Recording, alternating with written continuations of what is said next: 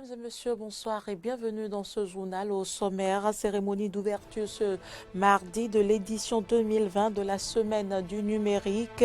Thème retenu spécial soixantenaire de l'indépendance, en route vers notre maturité numérique. Tournée nationale du président Patrice Talon. Vous suivrez dans cette édition le point des échanges fait par le porte-parole du gouvernement dans le département du Koufo. Et puis les personnes asymptomatiques au Covid-19 ne propageraient pas la maladie. Une étude chinoise publiée dans une revue le stipule. Elle suscite des interrogations sur lesquelles reviennent dans cette édition nos confrères de RT France.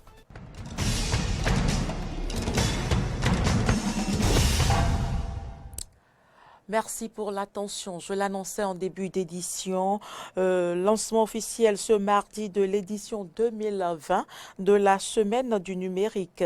Un événement qui a pour thème spécial soixantenaire de l'indépendance en route vers notre maturité numérique.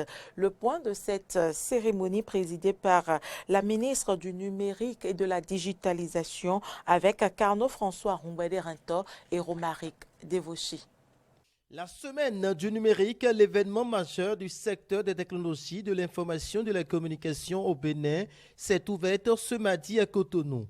Initiée en 2017, elle réunit toutes les parties prenantes de l'écosystème pour des échanges et des réflexions sur les enjeux du numérique et de la digitalisation. L'édition 2020 a pour thème spécial soixantenaire de l'indépendance en route vers notre maturité numérique.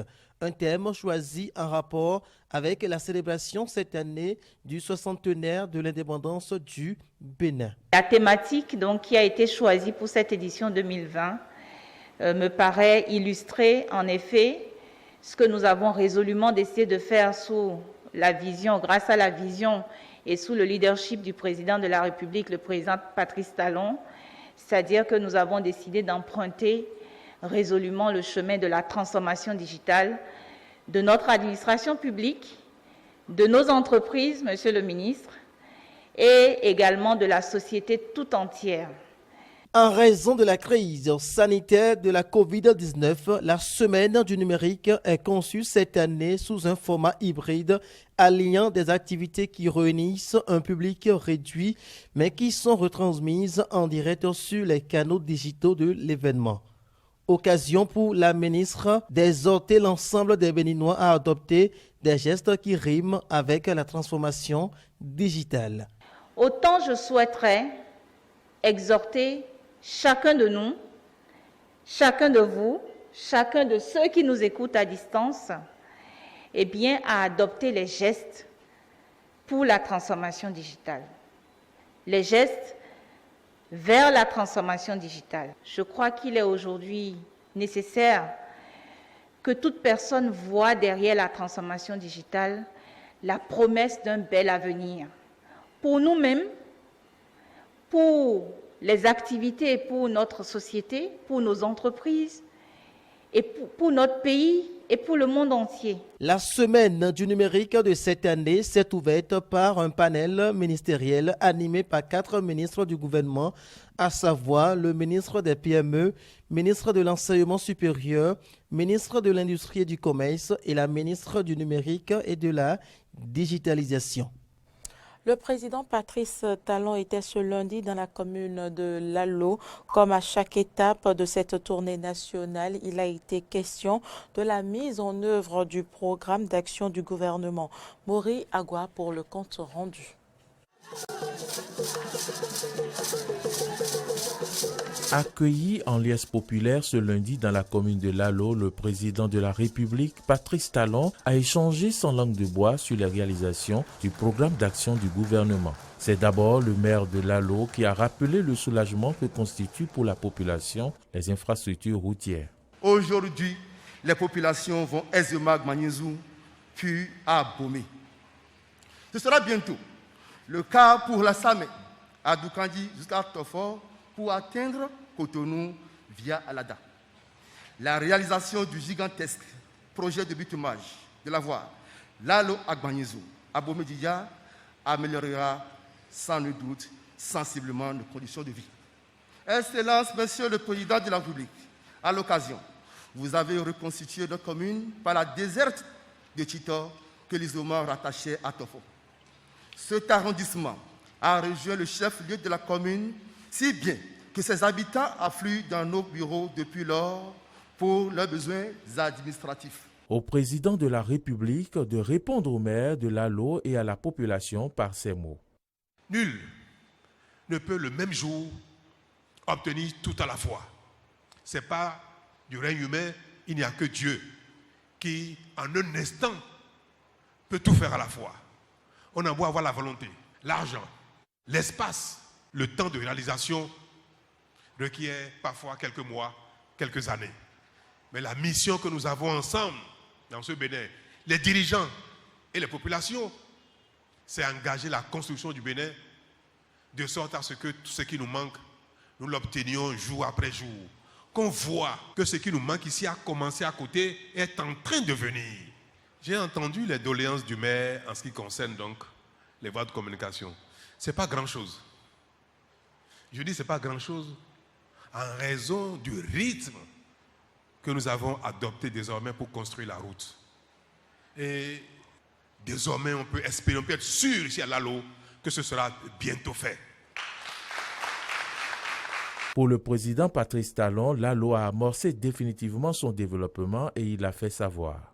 Je voudrais que vous soyez mes porte-paroles, mes témoins auprès de ceux qui sont dehors, ceux qui sont à la maison, qui sont au champ, qui sont au travail, qui ne sont pas là aujourd'hui, pour leur dire, ça y est.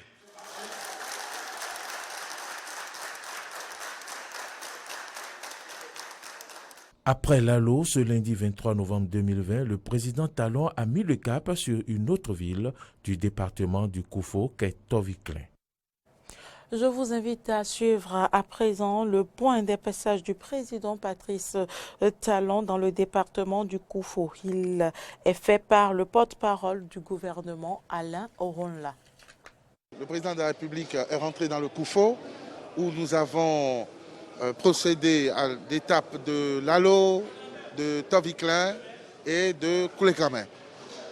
Alors, les populations de ces localités ont entendu le président de la République parce que de Parakou, de Savé, de Tchaoulou, de Kérou, le président a parlé au peuple béninois et les populations de Koulekamen, de Toviklen, de Lalo ont entendu ce que le président de la République a présenté comme bilan. Les Béninois sont aujourd'hui édifiés sur les réalisations de la mise en œuvre du programme d'action du gouvernement, sur les acquis, ce qui a permis au président de la République de ne plus avoir à revenir sur ce que j'appelle un catalogue de ce que nous avons déjà comme succès, mais une ébauche de ce qui a été entrepris et à l'actif de ce mandat et qui va sortir de terre dans les années à venir. Le bilan, le point sur l'état de la nation, c'est également un bilan méthodologique. Le président de la République est allé un peu plus en profondeur sur les recettes qui ont permis à notre pays d'engranger autant de résultats. Et ces recettes, bien évidemment, qui résultent de la collecte de nos impôts qui ont été optimisés, mais résultent également d'une bonne gestion et de la lutte contre la corruption qui se poursuit. C'est là que le président de la République a expliqué aux Béninois les raisons pour lesquelles il y a un peu plus de rigueur dans la collecte des impôts, les raisons pour lesquelles il fallait serrer la ceinture et mettre un terme à la pagaille.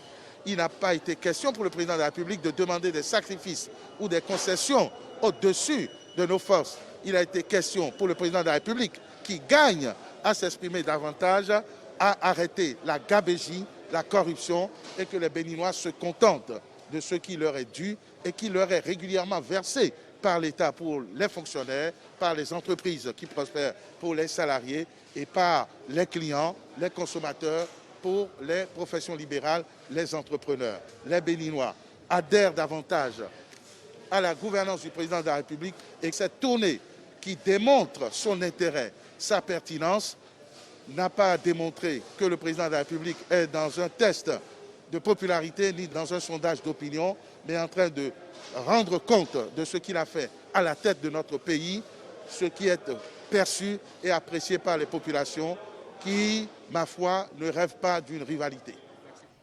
Le massage traditionnel, une pratique dont certaines personnes ont la maîtrise au Bénin. C'est le cas de Dame Sobossi que Jonas Bochi nous fait découvrir dans ce magazine. Ça fait déjà 28 ans que cette masseuse traditionnelle soigne les fractures et entorses des accidentés ou autres patients à Lokossa. C'est un héritage familial. Après le décès de celui qui le faisait, j'ai été choisie pour prendre la relève. Hébergée dans le salon de cette dame, transformée en une salle d'hospitalisation de circonstances, ces patients vantent les mérites de leur orthopédiste traditionnel. Une sœur a eu un accident et après 3 mois de soins à l'hôpital avec une plâtre au bras, il n'y a pas eu d'amélioration. Le bras a même commencé par pourrir. Mais arrivée ici, la plaie s'est cicatrisée en moins de 2 semaines et en 1 mois, elle fut totalement guérie. Cette année, c'est moi-même qui a eu un choc et j'ai jugé bon venir ici. J'avoue être déjà satisfaite en moins de 2 semaines. Quand j'ai commencé les soins chez elle, j'ai remarqué que la douleur a vite disparu et les os sont déjà soudés. N'eût été ma venue ici, ma main serait déformée.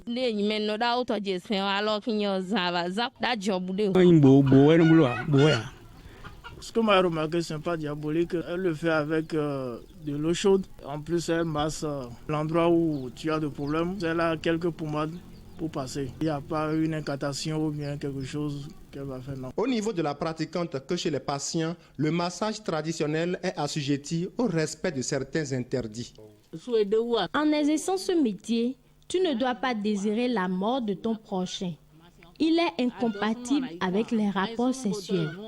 Un sorcier ne doit pas s'aventurer à venir ici. En face des cas désespérés, Dame Sobossi sollicite parfois le secours du man de ses ancêtres. Ceci est un outil de mes ancêtres. Je l'ai reçu quand on m'investissait dans cette fonction. Il intervient en cas de complications. Je le mets sur la partie et j'implore l'aide de mes ancêtres. Moins de 24 heures, le cas s'améliore. Parmi ces outils de travail se trouve étrangement la lanière. La lanière sert à donner un coup aux patients qui, ressentant la douleur, me mordent quand je les traite. Les bandes et cotons utilisés pour les patients servent aussi à régler le cas de ceux qui provoquent spirituellement les accidents. Je rassemble les cotons déjà utilisés que j'apporte au village. Au cours des cérémonies, on y met le feu après avoir fait des prières pour conjurer le sort, les mauvaises intentions vers le commanditaire. Le jumelage de cette pratique traditionnelle et la médecine moderne favoriserait un prompt rétablissement des accidentés selon ce patient. J'aimerais demander à notre gouvernement de faire de son mieux pour l'associer avec la médecine moderne. Et je pense qu'avec cette association, on aura beaucoup de satisfaction au niveau des patients. Le choix du successeur dans l'exercice de cette fonction n'est ni direct ni volontaire.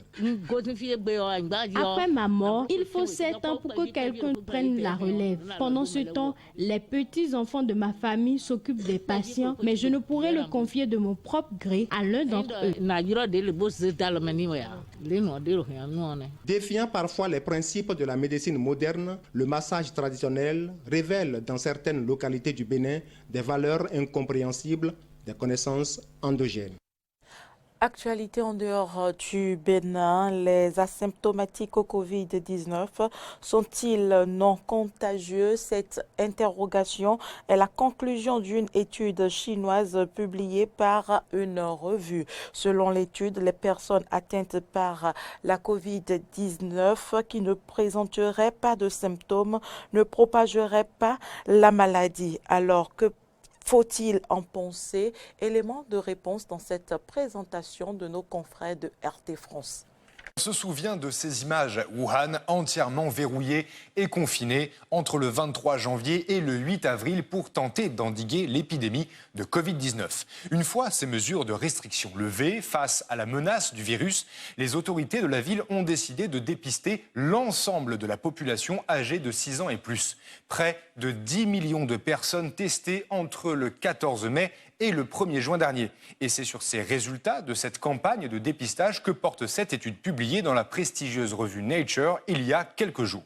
Alors, que nous apprend cette étude chinoise? Eh bien d'abord que plus aucun cas positif symptomatique n'a été détecté à Wuhan et que seuls 300 cas asymptomatiques ont été identifiés. Mais surtout, et c'est là le plus important, sur les 1174 cas contacts liés à ces personnes asymptomatiques, aucune n'a été testée positive au SARS-CoV-2, pas une seule. Cela signifie plusieurs choses. On peut déjà constater la fin définitive de l'épidémie à Wuhan. Les auteurs de l'étude rapportent d'ailleurs que 2 mois après cette immense campagne de dépistage, il n'y avait aucun nouveau cas confirmé à travers toute la ville. Mais surtout, ces chiffres montrent que les asymptomatiques ne propagent pas la maladie. Par rapport aux patients symptomatiques, les personnes infectées asymptomatiques ont généralement une faible quantité de charge virale et une courte durée d'excrétion virale, ce qui diminue le risque de transmission du SARS-CoV-2. Dans la présente étude, la culture du virus a été réalisée sur des échantillons de cas positifs asymptomatiques et n'a trouvé aucun virus SARS-CoV-2 viable. Tous les contacts étroits des cas positifs asymptomatiques se sont révélés négatifs, ce qui indique que les cas positifs asymptomatiques détectés dans cette étude étaient peu susceptibles d'être infectieux. Alors pour certains, cette conclusion n'est pas une surprise. L'Organisation mondiale de la santé avait déjà déclaré le 8 juin dernier que les transmissions asymptomatiques étaient rares. Le docteur Anthony Fauci, immunologue et un temps conseiller privilégié de Donald Trump sur la crise sanitaire, avait tenu des propos similaires. Mais pour d'autres, cette étude vient contredire d'autres publications. D'abord, il faut noter que l'OMS avait déjà fait marche arrière concernant la rareté des transmissions asymptomatiques et l'organisation précise bien sur son site internet que les asymptomatiques sont bel et bien contagieux. Et puis, l'étude chinoise publiée dans Nature fait elle-même référence à plusieurs publications antérieures qui concluent, elles, que les asymptomatiques étaient bien infectieux. Sans compter l'étude publiée le 22 septembre dernier dans la très sérieuse revue Thorax, selon laquelle un infecté asymptomatique sur 5 aurait une charge virale égale à celle des malades présentant des symptômes. Alors peut-être que les chiffres de l'étude chinoise sont liés à l'état de l'épidémie à Wuhan, déjà terminée fin mai, et qui donc n'aurait engendré que des infections à faible charge virale. C'est une simple spéculation. L'étude chinoise ne le dit pas, ni aucune publication d'ailleurs. Mais quand bien même les conclusions de l'étude chinoise de Nature seraient généralisables, est-ce que cela aurait un effet sur les mesures de restriction en France comme ailleurs? Eh bien, pas sûr. Selon une méta-étude publiée dans PLOS Medicine le 22 septembre dernier, le taux d'asymptomatique se situerait autour de 20% des personnes infectées. D'autres papiers ont avancé des taux allant de 30 à 50%. Une partie de la population non négligeable pourrait donc quitter leur confinement. Restent cependant toujours ceux qui sont bien malades et donc contagieux et d'ailleurs infectieux avant même l'apparition d'éventuels symptômes. En revanche, si l'étude de Nature a bien prouvé définitivement quelque chose, c'est qu'avec 10 millions de personnes testées en 2 semaines, la campagne de dépistage de Wuhan ridiculise les efforts des gouvernements européens en la matière. Après des semaines de contestation, Donald Trump donne son accord pour lancer le processus de transition vers une administration nommée par Joe Biden.